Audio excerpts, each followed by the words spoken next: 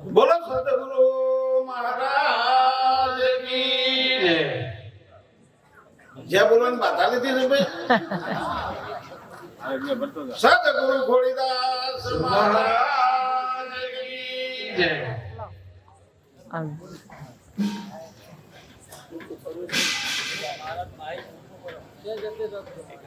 આજે આ સિલવાણીયાની પવિત્ર ભૂમિ પર ખોડીદાસ મહારાજના સંતોએ આટલો મોટો જ્ઞાન યજ્ઞ કરી પરસ્પરસ જે દર્શન કરાયા એ બદલ સિરવાણિયા ગામના સંતોના ખોડીદાસ મહારાજના સંતોના બધાને મારા હૃદયપૂર્વક જય ગુરુ મહારાજ. રાઘવજી મહારાજ ના ચરણોમાં મારા કોટી કોટી વંદન. વ્યાસપીઠ ઉપર બિરાજમાન તમામ મહાપુરુષોના ચરણોમાં મારા કોટી કોટી વંદન. એક બાજુ એવું કે બ્રહ્મ સત્ય જગત મિથ્યા, હે રામ તાઈન કાળમાં જગત સજ નહીં. જગત જ નથી ઉત્પન્ન થયું, જગત જ ઉત્પન્ન નથી થયું તો ક્યાં બનાવ બને છે, ઘટનાઓ ક્યાં ઘટે છે, આ સાચું કોણ માની લે છે?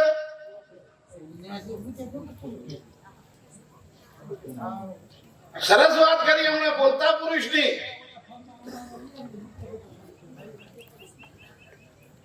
સરસ વાત કરી બોલતા પુરુષની. એ નામનો મહિમા ચાલી રહ્યો છે. નિરોધ બાપુએ કીધું નામ लिया ने सब लिया सकल शास्त्र का भेद, बिना नामे नरके गया पढ़कर पढ़ चारो. ये नाम कયું? એ નામ જેને જાણ્યું સમજો બોલીએ ચાર વેદ બન્યો, પણ એ નામનો ભેદ જાણ્યો એ તરત ખરો બન્યો. ચોક ખોમી છે ઓધી કાઢજો.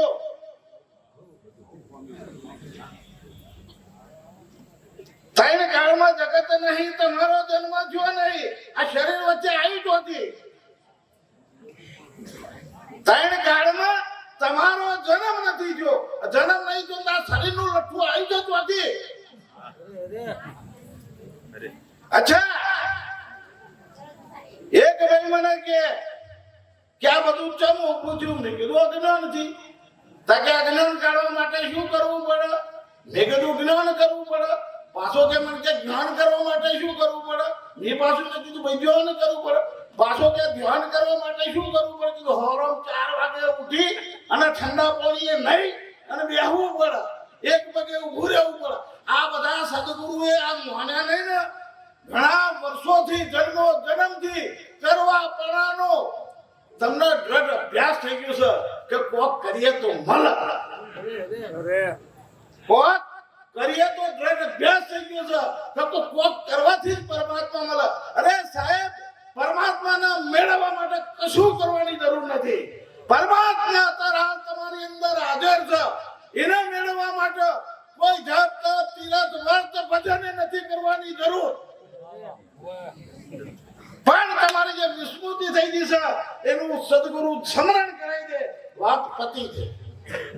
એક સેકન્ડ નો ખેલ છે, પણ સદગુરુ મળી જાય, સદગુરુ જો મળી જાય તો સાહેબ મેર તમારો પડી જાય. પણ મારા સદગુરુ મહારાજ કહેતા કે અધિકાર વગર આ વસ્તુ પ્રાપ્ત ક્યારે પણ નહીં થાય.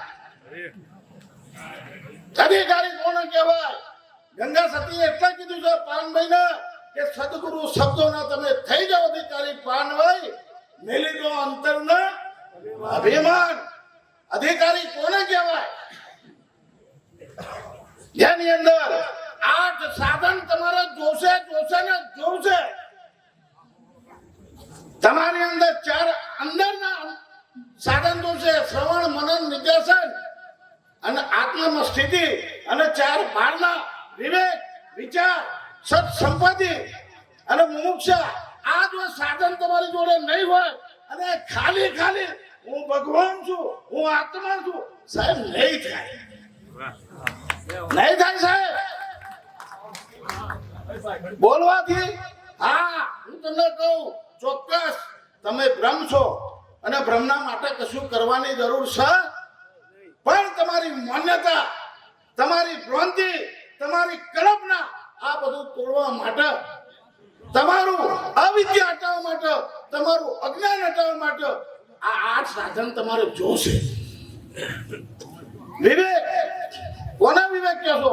હું આઈને રઘુરામના પગે લાગુ, આના વિવેક? આ વિવેકની વાત ગુરુ મહારાજે નથી કરી આપણને. આ તો વ્યવહારિક વિવેક છે.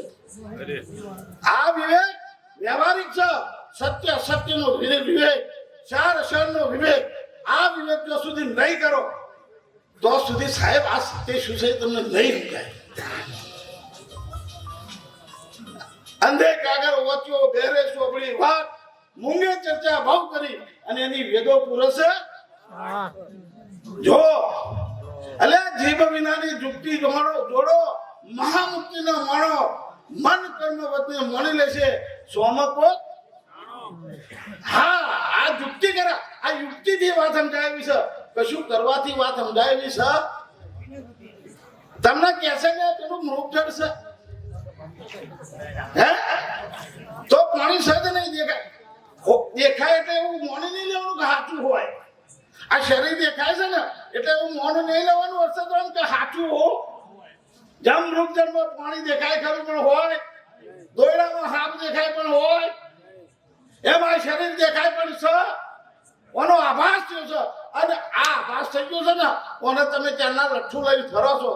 હું હર્ષદભાઈ, હું બાબુરામ, હું નિરોતનો, હું સંત, હું આચાર્ય.